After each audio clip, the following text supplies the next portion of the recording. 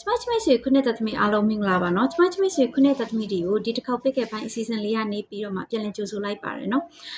ဒီတစ်ခေါက်ပိတ်ခဲ့ပိုင်းအစီအစဉ်လေးကနေပြီးတော့မိတ်ဆွေတို့မှာကြုံတွေ့နေရတဲ့အခက်အခဲတွေပြဿနာတွေနောက်မိမိမှာရှိနေတဲ့ပေါ့နော်အကျက်အတဲတွေကိစ္စတွေပေါ့နော်အမြန်ဆုံးအဆင်ပြေမှာလားအမြန်ဆုံးအောင်မြင်နိုင်မှာလားလွတ်မြောက်နိုင်မှာလားဆိုတဲ့မေးခွန်းလေးရဲ့အဖြေကိုဟောဒီထဲတော့ခက်ကလေး၃ကက်ကနေပြီးတော့မှတစ်ဆင့်ကျမကနေပြီးတော့ကက်ကလေးတွေကက်နမိတ်ကလေးတွေကိုပြောကြားပေးသွားမှာပဲဖြစ်ပါတယ်ဟောတာတော့ဖိုင်1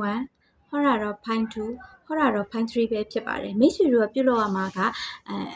ခုနပေါ့နော်မေးခွန်းလေးကိုမိမိကတီးတီးချက်ချလေးစိတ်ထဲမှာအာရုံပြုမယ်ပြီးရင်ကက်ကလေးမိမိကြိုက်နေတဲ့ရာကက်နံပါတ်လေးတစ်ခုကိုမိမိရဲ့စိတ်ထဲမှာမှတ်ပြီးတော့ရွေးချယ်ထားရမှာပဲဖြစ်ပါတယ် Okay ready ဖြစ်ပြီဆိုရင်စလိုက်ကြအောင်နော်ဖိုင်1လေးကိုရွေးချယ်ထားတဲ့သူတွေအတွက်တဲ့ကက်နမိတ်ကလေးကမိမိကပေါ့နော်မကြခင်မှာပဲမိမိရဲ့အခက်အခဲတွေပြဿနာတွေကြားထဲကနေပြီးတော့မိမိကအဆင်ပြေနဲ့လွတ်မြောက်အောင်မြင်မှာပဲဖြစ်ပါတယ်ဒီလိုလွတ်မြောက်အောင်မြင်မှုအတွက်လည်းမိမိတဦးတစ်ယောက်တည်း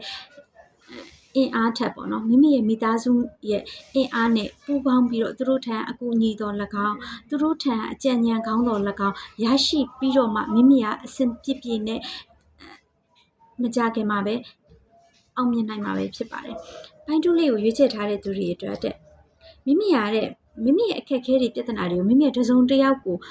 မိမိကပြပြတတ်တဲ့သူမျိုးလည်းမဟုတ်ဘူးတဲ့မိမိကပေါ့နော်မိမိရဲ့အခက်အခဲတွေပြဿနာတွေမှန်သမျှကိုလည်းမိမိကတဦးတစ်ယောက်တည်းရင်ဆိုင်ဖြေရှင်းတတ်တဲ့သူမျိုးတဲ့ဒါဆိုရင်မိမိကလည်းပေါ့နော်မိမိရဲ့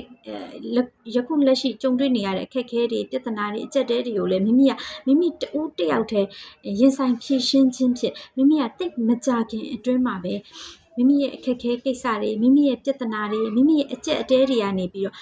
မကြခင်မှာပဲလွတ်မြောက်အောင်မြင်သွားမှာပဲဖြစ်ပါတယ်တဲ့ဖိုင်3လေးကိုရေးချထားတဲ့သူတွေအတွက်တဲ့မိမိဒီအခက်အခဲပြဿနာတစ်ခုတည်းလည်းမဟုတ်ဘူးတဲ့မိမိမှာတခြားသောအခက်အခဲပြဿနာမျိုးတွေအားလည်းမိမိမှာရှိနေတယ်တဲ့ဒါကြောင့်မိမိကဒီအခက်အခဲတွေပြဿနာတွေလက်ရှိမှာကြုံတွေ့နေရတဲ့အကျက်အတဲတွေကနေပြီးတော့မိမိကလွတ်မြောက်အောင်မြင်ဖို့အတွက်ပေါ့နော်မိမိကအချိန်အနည်းငယ်လေးပေးရအောင်မယ်အနည်းငယ်ကြိုးကြိုးဆဆနဲ့မိမိကပေါ့နော်တိချာလေးမိမိကဒီပြဿနာတွေကိုအောင်မြင်ဖို့အတွက်ရင်ဆိုင်ဖြေရှင်းရမှာပဲဖြစ်ပါတယ်တဲ့ဒါကြောင့်မိမိကအချိန်တော့ပေးရမယ်အောင်တော့အောင်မြင်မယ်ဒါပေမဲ့မိမိကအချိန်တော့ပေးရလိမ့်မယ်လို့ပြောထားတာပေါ့နော်မိမိကအောင်မြင်ဖို့အတွက်လည်းတိချာကိုမိမိကရင်ဆိုင်ဖြေရှင်းရမှာပဲဖြစ်ပါတယ်အားလုံးကျေးဇူးတင်ပါတယ်